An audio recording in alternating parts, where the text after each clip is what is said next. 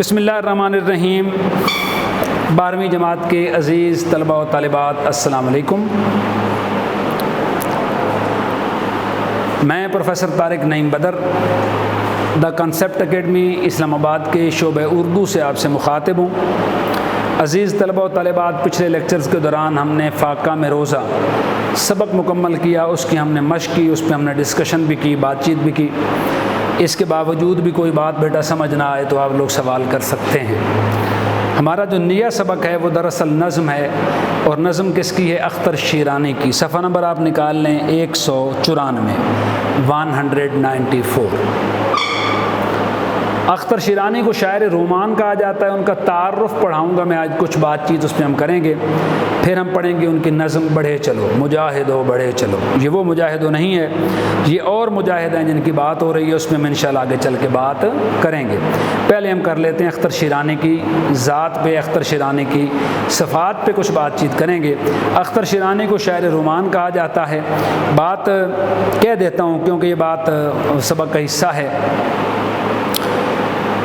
انسانی فطرت ہے پسند کرنا، پسند ہونا۔ آپ سیکنڈ ایئر کے اسٹوڈنٹس ہیں تو آپ کے ساتھ جو باتیں کھول کے بیان کی جا سکتی ہیں وہ شاید 9th کے اسٹوڈنٹ کے ساتھ نہیں کی جا سکتی۔ اختر شیرانی کو شاعر رومان کہا جاتا ہے، اور یہ وہ شاید واحد شاعر ہیں جنہوں نے اپنی محبوباؤں کا ایک پورا گروہ اکٹھا کر رکھا ہے، اور حقیقت اس میں کتنی ہے یہ تو اللہ جانتا ہے۔ ریئلٹیز تھیں، انہوں نے فرضی محبوبائیں بنا رکھی تھیں، لیکن بنا رکھی تھیں۔ 2-3 کا ذکر میں انہوں نے شاعری میں کیا ہے، بہت سی کو ذکر کیا، 2-3 کا ذکر جو کیا وہ میں آپ کو اس کے حوالے سے بتا دیتا ہوں۔ اختر شیرانی کا دیوان ہے، دیدار سنگھ پردیسی نے ان کی تقریباً ساری غزلیں گائی ہیں، یوٹیوب پہ آپ کو مل جاتی ہیں۔ اختر صاحب کہتے ہیں سلمہ سے دل لگا کے، سلمہ سے دل لگا کے بستی کی لڑکیوں میں بدنام ہو رہا ہوں۔ شرارتی سی لڑکی کہتی ہے مجھ سے آ کے، وہ دیکھو جا رہی ہے سلمہ نظر بچا کے، جا اور لے آ اسے منا کے، سلمہ سے دل لگا کے بستی کی لڑکیوں میں بدنام ہو رہا ہوں۔ اختر کی غزل ہے۔ ایک دوسری غزل کا ایک مصرع ہے، کہا کہ یہی وہ وادی ہے ہمدم جہاں ریحانہ رہتی تھی۔ تیسری، بہار بیتنے والی ہے اب آ بھی جا عذرا، بہار بیتنے والی ہے اب آ بھی جا عذرا۔ چند نام ہیں، بہت سے نام لے کے انہوں نے مخاطب کر کے اپنی محبوباؤں کو غزلیں لکھی ہیں، اس لیے ان کو کہا جاتا ہے اختر شیرانی کو شاعر رومان۔ حافظ محمود شیرانی کے والد بیٹے ہیں یہ۔ حافظ محمود شیرانی وہ شخص ہیں جنہوں نے ایک کتاب لکھی، اور اس کتاب میں یہ ثابت کرنے کی کوشش کی کہ اردو نے پنجاب میں جنم لیا۔ وہ ایک الگ کہانی ایم اے لیول کی بات ہے، وہ آپ کے سلیبس کا حصہ نہیں ہے کہ پنجابی جو اردو ہے اس نے کہاں جنم لیا۔ تو ہم ان کی مختصر سا تعارف پڑھ لیتے ہیں۔ ولادت 1905 کی ہے، وفات 1948 کی ہے۔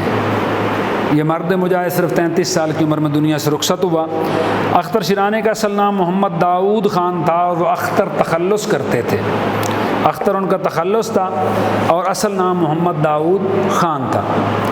وہ مشہور عالم، محقق اور ماہر تعلیم اور نقاد حافظ محمود شیرانی کے بیٹے تھے۔ یہ بات میں پہلے کر چکا۔ عالم علم رکھنے والا، محقق تحقیق کرنے والا، ماہر تعلیم ہو گیا، اور نقاد تنقید کرنے والا، جانچ پرکھ کرنے والا۔ یہ کتاب ہے، اس کی خوبیاں خامیاں الگ کرنے والا، خوبیوں کی تعریف کرنے والا، خامیوں کو ٹھیک کرنے کا مشورہ دینے والا، اسے ایک بہترین نقاد کہتے ہیں، اور اس کو تنقید کو کہتے ہیں تنقید برائے اصلاح، جانچ پرکھ کرنا۔ اختر شیرانی ریاست نوٹک میں پیدا ہوئے، ٹونک میں ریاست ٹونک آج بھی ٹونک نام کا جو ضلع ہے، شہر ہے، وہ انڈیا میں موجود ہے۔ ان کے والد ٹونک سے لاہور منتقل ہو گئے۔ انہوں نے لاہور میں تعلیم حاصل کی، اورینٹل کالج لاہور سے منشی فاضل اور ادیب فاضل کا امتحان پاس کیا، جس کو ہم بی ایڈ ایم ایڈ کہتے ہیں۔ اس کے بعد مختلف ادبی رسائل سے وابستہ رہے، بہت سے ادبی رسائل میں آپ نے لکھا۔ اختر نے کم عمری سے ہی شعر کہنے شروع کیے۔ ان کی طبیعت میں شوخی اور رنگینی کوٹ کوٹ کر بھری ہوئی تھی۔ اس کا اندازہ میرے جو میں نے شعر آپ کو 2-3 سنائے ہیں ان سے آپ کو اندازہ ہو گیا ہوگا۔ انہیں مناظر قدرت سے گہری دلچسپی تھی، وہ اپنے دور کے ایک اہم رومانی شاعر تھے، رومانویت پسند، لیکن ان کی رومانویت سے جذبات کو منہا نہیں کیا جا سکتا۔ منہا کے معنی ہوتا ہے کم کرنا، نکال دینا۔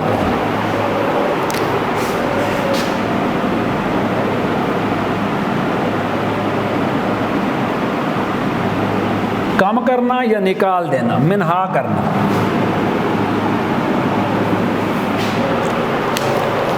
یعنی ان کی رومانویت سے جذبات کو نہیں نکالا جا سکتا کہ ہم کہیں کہ وہ رومانی شاعر تھے اور محض باتیں کیا کرتے تھے، ان کو طبیعت میں شوخی تھی، تو یہ بات نہیں ہے۔ ان کی شاعری میں، ان کی رومانوی شاعری میں جذبات کا بھی عمل دخل ہے، یعنی جو بات وہ کرتے تھے ان کے جذبات بھی اس میں شامل تھے۔ میں نے شروع میں ایک بات کی تھی کہ محبوباؤں کا ایک پورا گروہ ہے، اب اس میں وہ کتنے سچائی ہے اور کتنی وہ حساب کتاب ہے، یہ حقیقت جو ہے وہ اس کے حوالے سے تو بات ہم نہیں کر سکتے، لیکن جذبات بہرحال اختر شیرانی میں موجود تھے اور انہوں نے اپنے جذبات کو شاعری میں بھی استعمال کیا ہے۔ اچھی شاعری میں جس طرح کی تہ داری ہوتی ہے وہ ان کے ہاں نظر نہیں آتی۔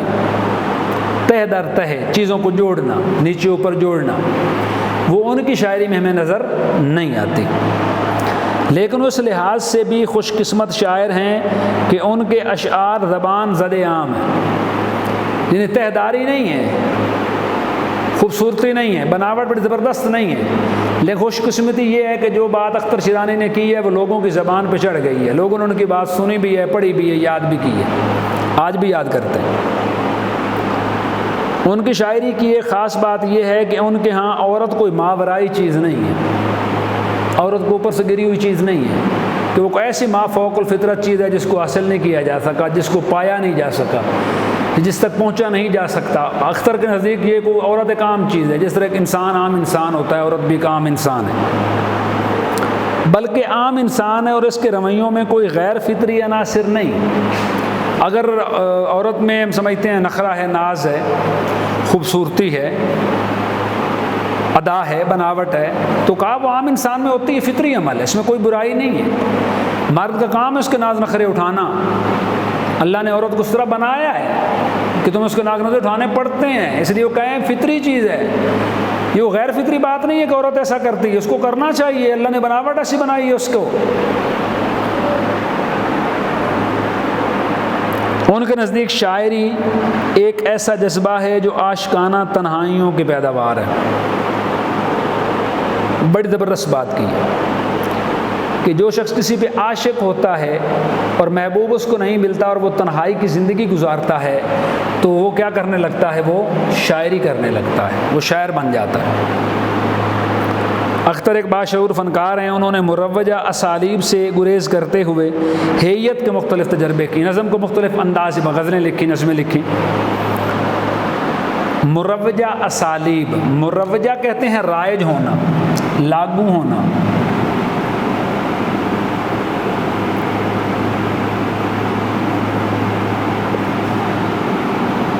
اسالیب کے معنی ہوتا ہے طریقہ، اسلوب سے ہے، اسلوب بیاں۔ پھر لفظ ہے ہیئت، شکل و صورت، نظم کی شکل و صورت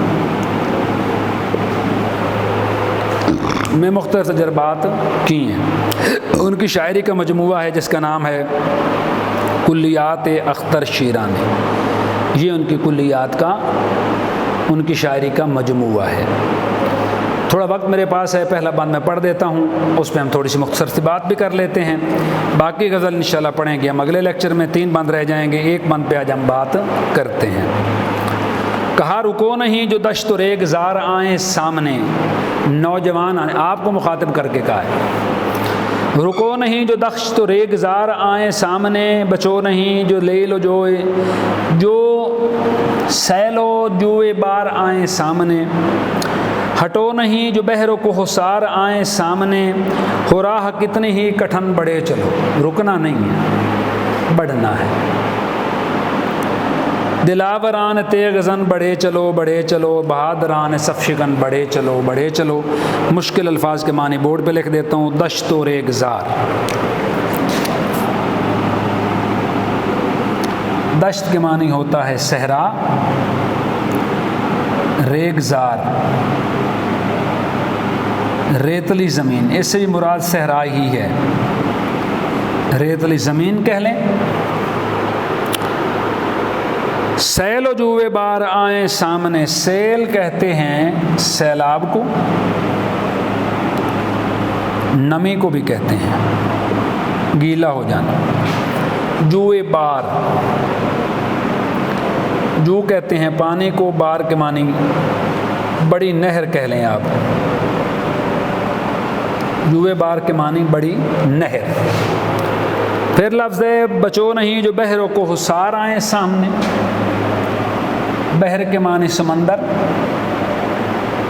کوثار کے معنی پہاڑ۔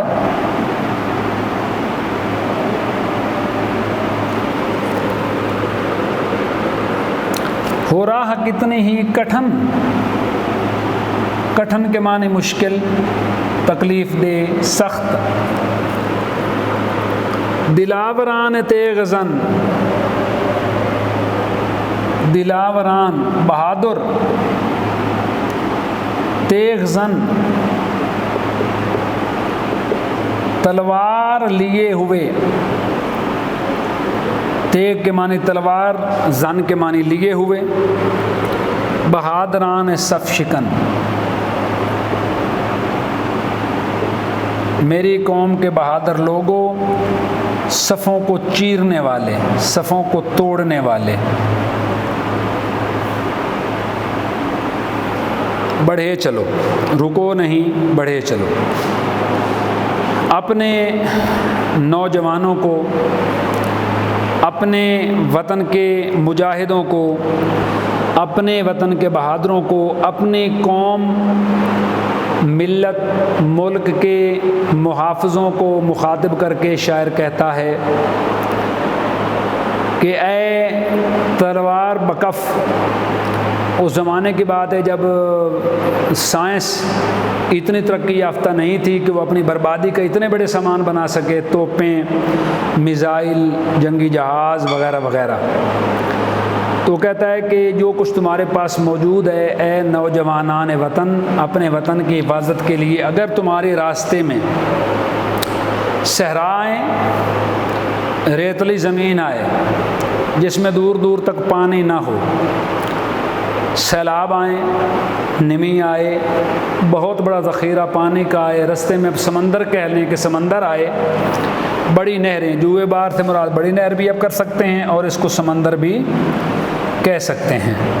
اگر تمہارے راستے میں اے نوجوانان صف شکن، تمہارے آباء و اجداد نے صفیں توڑ دی، کفار کو للکارا، کفار کو شکست دی، تو کہا اگر تمہارے سامنے بھی صحرا آ جائیں، ریتلی زمین آ جائے، سیلاب آ جائے، نمی آ جائے، بڑی نہریں آ جائیں، سمندر آ جائے، کوثار آ جائیں یعنی پہاڑ آ جائیں، کوئی بھی چیز تمہاری ہمت کا راستہ نہیں روک سکتی۔ تحریک دیتے ہوئے شاعر کہتا ہے، اختر شاہین صاحب کہتے ہیں کہ آپ بڑھے چلیں، رکنا نہیں ہے۔ تمہارے سامنے جو بھی رکاوٹیں آ جائیں، مصیبتیں آ جائیں، مشکلات آ جائیں، دکھ آ جائیں، پریشانیاں آ جائیں، غمی آ جائے، بے سکونی آ جائے، تکالیف آ جائیں، آپ نے سب کے ساتھ لڑتے ہوئے، سب کو شکست دیتے ہوئے آگے ہی بڑھتے جانا ہے اور آپ نے رکنا نہیں ہے۔ تو یہ اس غزل نظم کا پہلا بند تھا جس میں اس نے کہا، پھر اس نے دلاوران، دلاور کہتے ہیں بہادر کو، نوجوانان وطن کو شاعر نے دلاور کہا ہے یعنی بہادر کہا ہے۔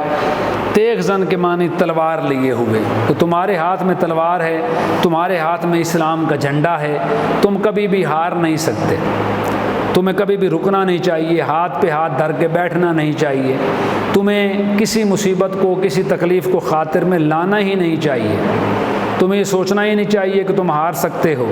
تمہارے اندر وہ خوبیاں موجود ہیں کہ تم دنیا پہ نہ صرف قابض ہو سکتے ہو، دنیا بھر کو فتح کر سکتے ہو، بلکہ ہر جگہ پہ اسلام کا جھنڈا لہرا سکتے ہو، اپنے ملک و ملت اور قوم کی حفاظت کر سکتے ہو۔ اس لیے کہا کہ دلاوران تیغ زن، بڑھے چلو، رکنا نہیں ہے۔ پھر کہا ہے بہادران صف شکن، صفوں کو توڑنے والے۔ مسلمان جب کلمہ حق کا نعرہ تکبیر بلند کر کے دشمن کی صفوں پہ ٹوٹ پڑتا ہے تو دشمن کی صفوں میں بے چینی پھیل جاتی ہے، کوہرام مچ جاتا ہے، اور مسلمان کا جو کلمہ حق ہے، نعرہ تکبیر ہے، وہ کفار کے دلوں کو دہلا دیتا ہے، کفار کے دلوں کو خوف زدہ کر دیتا ہے۔ اس لیے کہا ہے کہ اے میرے وطن کے نوجوان بہادروں، صفوں کو توڑنے والوں، تم بڑھے چلو اور صفوں کو، کفار کی صفوں کو توڑ کے رکھ دو، انہیں شکست دے دو۔ یہ اس کی مختصر سی تشریح تھی۔ انشاءاللہ باقی کے 3 جو بند ہیں وہ پڑھیں گے ہم اگلے لیکچر میں۔ بہت شکریہ، تب تک کے لیے اجازت، اللہ نگہبان۔